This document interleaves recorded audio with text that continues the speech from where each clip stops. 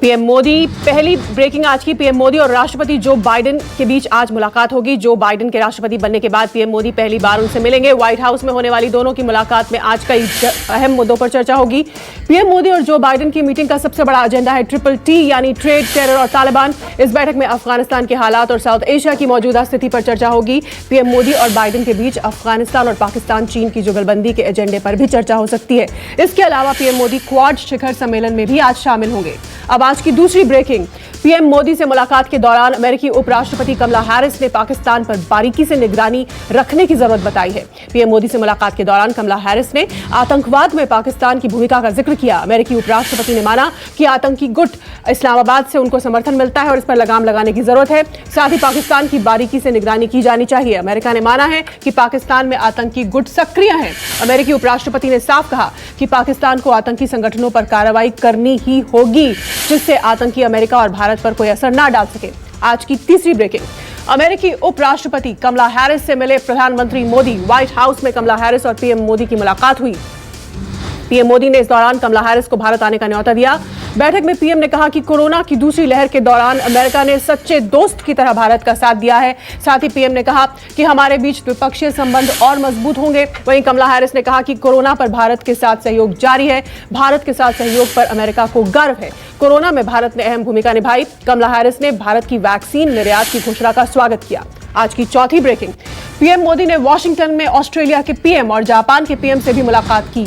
Washington DC में ऑस्ट्रेलियाई PM Scott Morrison के साथ हुई पीएम की मुलाकात में कोरोना, डिफेंस समेत अलग अलग मुद्दों पर बातचीत हुई। ऑस्ट्रेलिया के पीएम ने दोनों देशों के बीच अधिक और लोगों से संबंधों को गहरा करने के उद्देश्य से कई मामलों पर चर्चा की। वहीं जापान के पीएम योशिहिदे सुगा से पीएम मोदी की द्विपक्षीय मुद्दों पर बातचीत हुई, जिसमें इंडो पैसिफिक, क्षेत्रीय विकास, डिजिटल अर्थव्यवस्था जैसे कई मुद्दे शामिल हैं। आज की पांचवी ब्रेकिंग। पीएम मोदी ने अमेरिका दौरे के दौरान टॉप अमेरिकी सीईओ से मुलाकात की। इस दौरान पीएम मोदी और सीईओ की 5G, डिफेंस से लेकर डिजिटल इंडिया तक कई मुद्दों पर बातचीत हुई। पीएम मोदी ने जिन सीईओ से बात की उनमें Qualcomm, Blackstone group, Adobe, first solar, general Atomics के सीईओ शामिल हैं। क्वालकॉम के सीईओ ने भारत में 5G समेत कई क्षेत्रों में मिलकर काम करने की इच्छा जताई। वहीं जनरल एटॉमिक्स के सीईओ से मुलाकात में मोदी की भारत में डिफेंस मैन्युफैक्चरिंग को बढ़ावा देने पर बात हुई। इसके अलावा अडोब के सीईओ शांतनु नारायण ने पीएम से मुलाकात के बाद कहा कि लोग कंपनी के लिए सबसे बड़ी संपत्ति हैं। छठी ब्रेकिंग आज की। पीएम मोदी के अमेरिकी दौरे का शेयर बाजार पर बड़ा असर हुआ है, जिसके चलते शेयर बाजार में ऐतिहासिक उछाल देखा गया है। पहली बार 400 अंकों के उछाल के साथ सेंसेक्स 60,000 के पार पहुंचा है। वहीं निफ्टी भी पहली बार 106 अंकों के उछाल के साथ 17,900 के पार पहुंचा है।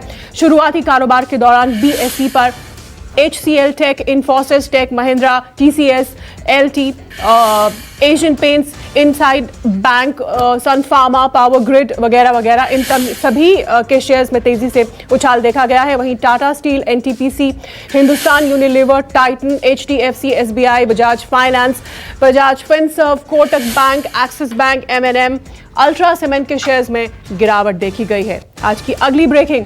पाकिस्तानी प्रधानमंत्री इमरान खान ने एक बार फिर अफगानिस्तान को लेकर बड़ा बयान दिया है।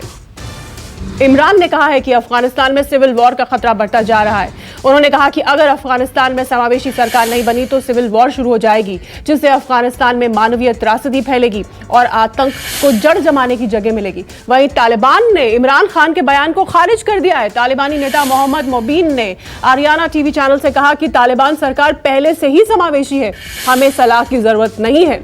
आज की आठवीं ब्रेकिंग। केंद्र सरकार जाति आधारित जनगणना नहीं कराएगी, जिसको लेकर केंद्र सरकार ने सुप्रीम कोर्ट में हलफनामा दाखिल किया है।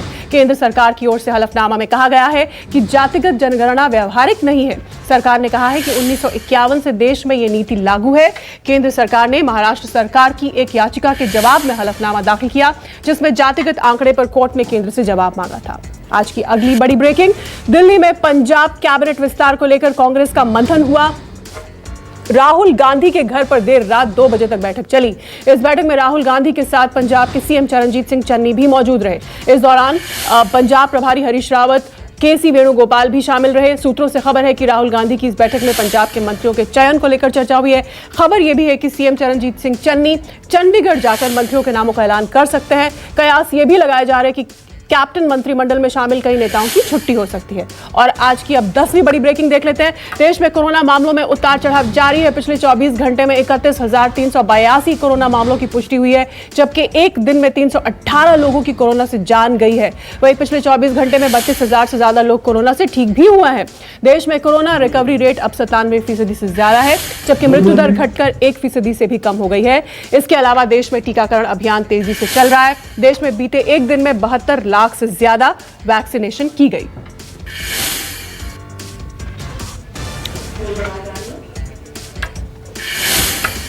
तो ये थी आज की 10 बड़ी ब्रेकिंग। नमस्कार, मैं हूं मानक गुप्ता। अगर आपको हमारा ये वीडियो पसंद आया हो तो इसे लाइक और शेयर जरूर करें, और हां, हमें सब्सक्राइब और फॉलो करना ना भूलें, ताकि आप देश और दुनिया की कोई खबर मिस ना करें। तो जुड़े रहिए हमारे साथ और देखते रहिए न्यूज़ 24।